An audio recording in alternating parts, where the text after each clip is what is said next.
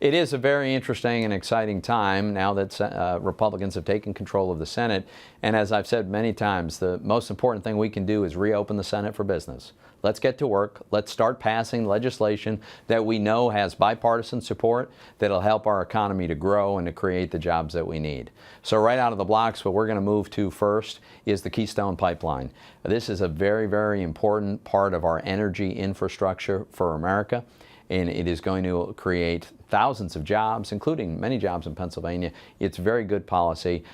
So I look forward to this debate, and importantly, we Republicans are going to insist that we have the opportunity to consider amendments, that we have a broad discussion about energy policy.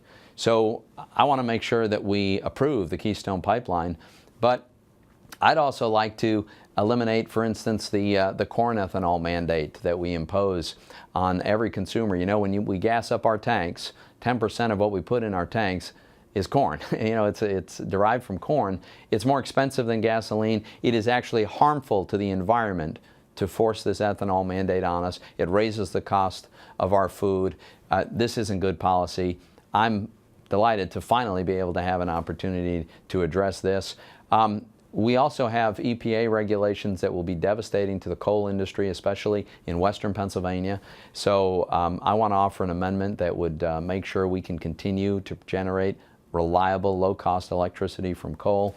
So we've got a lot of important policy issues. It's great that we'll be able to finally start dealing with these. But I did want to talk briefly about a slightly less serious but nevertheless important issue for Pennsylvania, and that is I'm delighted to be personally carrying on the tradition of manning the Senate candy desk.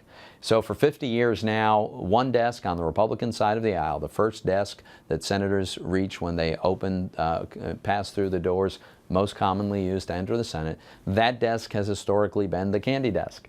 And it's a great opportunity for me to take responsibility for making sure there's plenty of candy in the candy desk. It's available to all senators, and it's a chance to highlight the many great confectioners from Pennsylvania. Pennsylvania is America's leading state in the production of candy. We have over 10,000 people work in this industry for 200 different companies that make wonderful candies across the Commonwealth.